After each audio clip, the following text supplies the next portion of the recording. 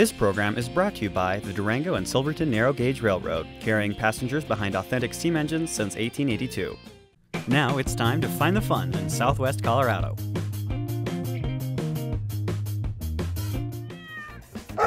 This Furry Friends segment is brought to you by the Plata County Humane Society and Pet House. Help us help them, one paw at a time.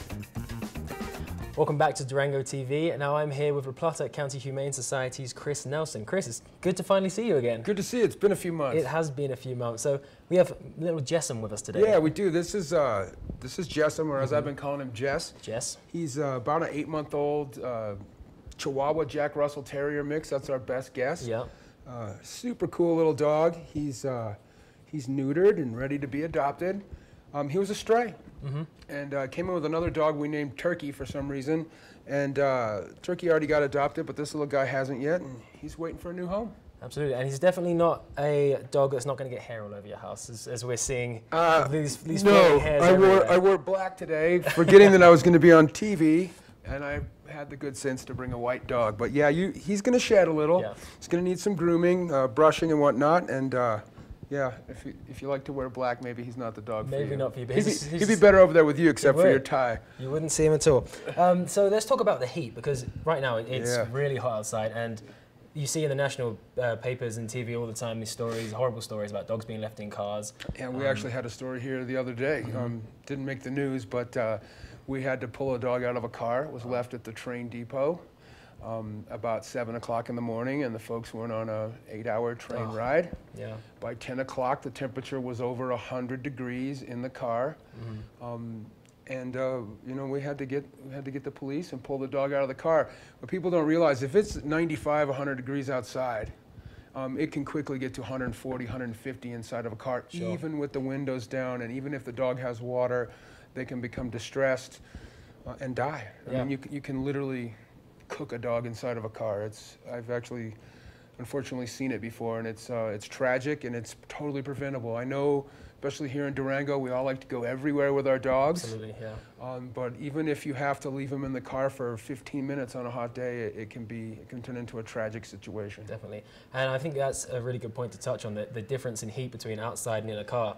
And I saw on TV yesterday people cooking cookies in the car.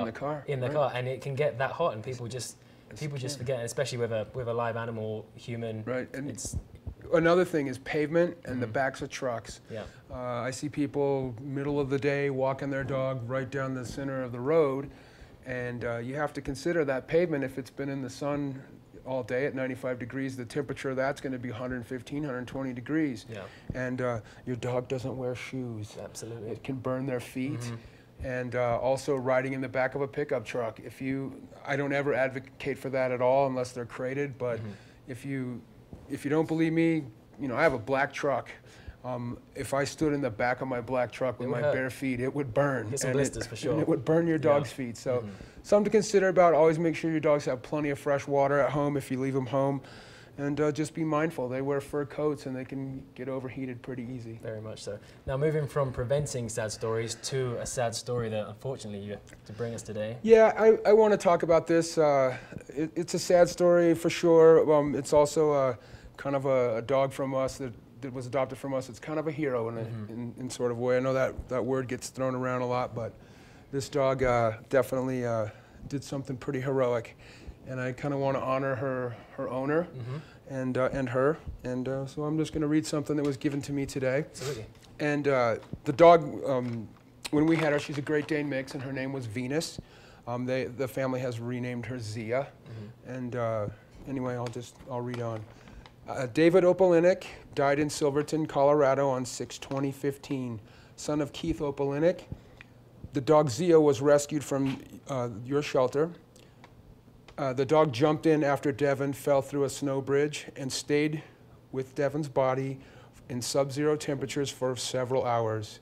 We love Zia. We know Zia was meant to be with this family for this purpose. Thank you, the Opalinick family. And I just wanted to, you know, tell that story. She was a tough dog to adopt. She was returned twice, and Devin and her just bonded immediately and fell in love. And his father wanted me to express how much they loved each other and how grateful he was that she showed that love in the end. Absolutely. And that really does show the bond between the animal and the parent, even after rehoming, that bond can still be made. That was at least her 4th home. She had a home, she was transferred to us from Texas, and she had a home there, and two homes here, and that was the 3rd time was the charm, and I'm glad they could find some comfort in this tragic situation. Absolutely. Well, our respects go out to the family, of course. Absolutely.